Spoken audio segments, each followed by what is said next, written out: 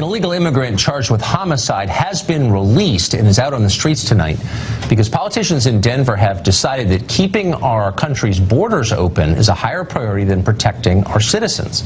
Police say that Ivan Zamaripa Castaneda killed a truck driver in a hit and run. Federal law enforcement wanted him held in custody. But thanks to Denver's sanctuary city policies, authorities there refused. They did not hold him, they let him go. On Friday night, lawyer Paul Reyes came on this program and said that wasn't going to happen. The progressives in Denver were not trying to protect illegal immigrants at the expense of public safety. Watch this. Why wouldn't you, if you're the Denver Sheriff's Office, the second call them and say, you know, this guy's leaving at this hour, be waiting for him? Why wouldn't they do that? What's the answer? They're not going to get sued for that. Because as ICE itself has said, they are issuing on a daily basis, a weekly basis, between 35 and 40,000 of these detainers. I'm not talking about 35. I'm talking about this guy, the guy charged with homicide. Why wouldn't they do it in this specific case? Will Denver do that? Why wouldn't they? The reason they did not was because, again, ICE did not make him a priority by failing to get the warrant for it. Because they did not get the warrant, the local law enforcement did not take it seriously. The local law enforcement now you're being does need a warrant. They're not doing it because they don't care. That's the truth, and you know it. Well, he was, of course, being disingenuous. ICE asked the Denver Sheriff's Office for notice if Zamaripa Castaneda was going to be released, but deputies in Denver refused. After he posted a $25,000 bond, Zamaripa Castaneda was released at about 5:30 p.m. on Saturday evening. ICE was not notified for more than an hour, and by that time, he was gone. Zamaripa Castaneda is now on the loose. He's an immigrant fugitive. So a person is dead, and all the Democratic Party can think of is how to protect his killer from deportation? That's normal on the left now. In Oakland, California, federal authorities wanted to arrest drug dealers, child molesters, and gang members, but Mayor Libby Schaaf warned them so they could get away before the feds showed up. The press howled when a woman called Perla Morales Luna had her arrest caught on camera. You've probably seen it online today. They suggested she'd been abducted from her family. Well, it turns out she was wanted on human trafficking charges. That may not have made your Facebook feed. In Baltimore, meanwhile, one of the poorest cities in the country, officials cut city funding for streetlights and trash cans to plug a hole in the budget, and yet somehow the city found hundreds of thousands of dollars to pay lawyers to represent illegal aliens fighting federal law. In all cases, the message could not be clearer to the rest of us. Democrats are on the side of illegal aliens over hurting American citizens. They're not even pretending anymore. Jorge Ramos is a Univision anchor. He just wrote a book. It's called Stranger, The Challenge of a Latino Immigrant in the Trump Era. He joins us tonight. Jorge, thanks for coming on. Tucker, great to be here again. Thank you. Thank you so much, and congratulations on the book. And the book is partly about what American policies ought to be. We're talking about what America's policies ought to be on the show. And so in light of that, I want to ask you about a tweet that you just sent out, which I was amazed by. It was in Spanish, but here's what the tweet said. I got my voter credential to vote from the United States in the elections in Mexico on July 1st. Now I have to register and wait for my ballot by mail. It's an expensive and complicated process, but you have to do it. I thought you were an American. I am Mexican and I am American. That's completely legal. And I wish I could give you an easier explanation on my identity, but that's exactly who I am. I was born in Mexico. I became a U.S. citizen, and that's why I have the chance to do that. And I feel very proud of being from Mexico and very proud from being from the United States. I see nothing wrong with that. Okay, there's nothing wrong with being from Mexico. I agree with that completely. What's wrong is that when you became a citizen, you took this following oath. This was a pledge. And you said you swore absolutely and entirely to renounce all allegiance to any foreign state you have ever been a citizen of. You took that oath, but you're voting in a foreign election? How does that, why are you doing that?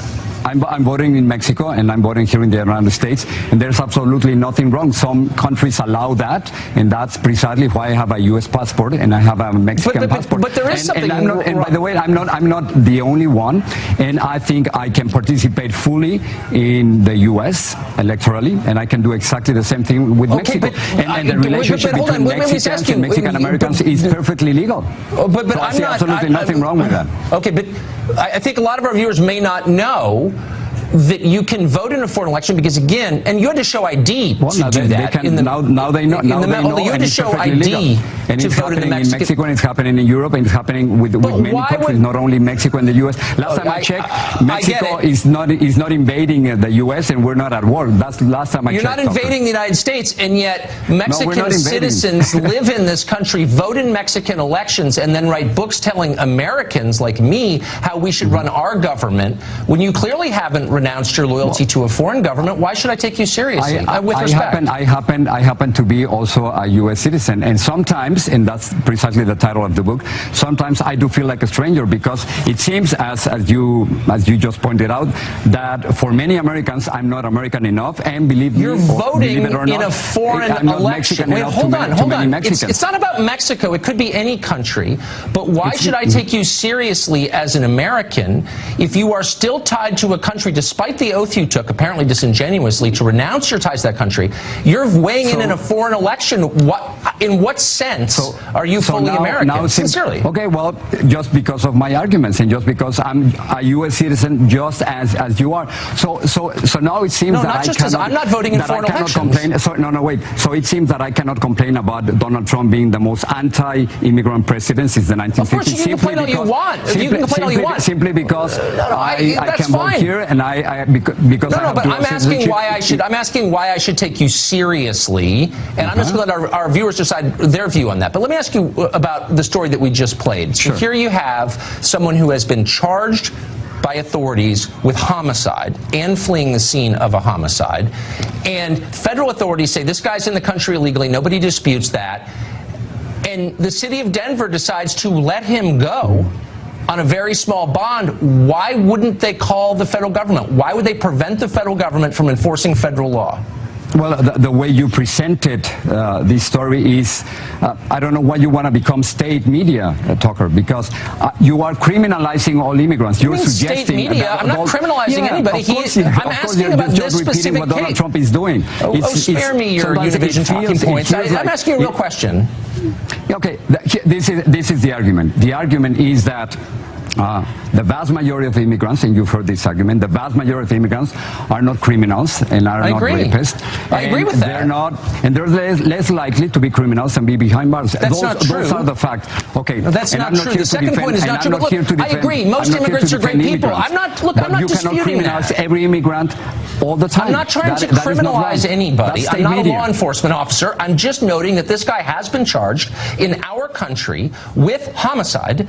And the authorities in Denver, for political reasons, under pressure from people like you, have decided that they're not going to turn him over to the feds, and now he walks free. Why should I, as an American citizen, be happy about that? That's it. I'm not attacking all immigrants. So the argument... So I wish I could have that influence, but so the argument is about sanctuary cities. That's what you complain, right? That's what you don't want. Well, I mean, I think sanctuary cities are doing a great job defending immigrants that nobody else wants to defend. But why this guy? Why this guy? He's charged with homicide. People in Denver don't care about theoretical arguments about trumping mean to immigrants. They don't want a guy charged with homicide who's here illegally wandering the street. I'm not here to defend criminals. I'm not here to defend criminals, but just to criminalize all the immigrant population simply because of one person would be like if I would criminalize all the white population simply because of what Stephen Paddock did in Las Vegas, killing 58. Well, you're part of the white population, if I could just point out. You always pull that card on the white population. You're whiter than I am, Jorge. Knock that stuff off. I'm not, you know what? It is completely unfair to criticize the whole population or a whole group simply because of one person. Okay. Of course I agree with that. You should never attack people on the basis of things that other people did, of course. But I'm not talking about all people. I'm talking about this person who was protected by policies that you support and have advocated for, and the rest of us are suffering because of that. So why don't you tell me why it's a good idea to let this specific guy out of jail, Mr. Neck Tattoo, charged with homicide, and why should we be happy about that? They could have turned him over to the feds and they didn't because of pressure from you. Again, I'm not here defending any criminals, but so will you say that this is a bad decision? But I think sanctuary cities is a good idea. I think somebody has to defend immigrants. You know, I was listening to. Who's going to defend the rest of us? Why should we be for this, American citizens? Let me give you another argument. I've been listening to what's happening in Los Angeles. It's also sanctuary city, and the Los Angeles Police Chief Charlie Beck said the following: that the reports of sexual assault and domestic violence in the city Latinos residents has has declined. Why? Because of fear. And then he said the following, which I think is very powerful. He said, imagine a young woman, imagine your daughter, your sister, your mother not reporting a sexual assault because they are afraid that their family will be torn apart. Let me just say, he doesn't know that. Hold on. No, that's not a real statistic because it's purely, no, it's not. That's purely speculative. He's a political hack sucking up to his political masters. He can't know that. That's not social science. Sexual assault, 25% in Los Angeles. The reports of domestic violence decreased 10% within the city, the Latino population. So this is happening. This is real. I think I didn't see you in my statistics class in college, and you should have come because you would have known that's not a real one. Anyway, Jorge, thank you for joining us. I hope you'll come back. And congrats on the book. Thanks.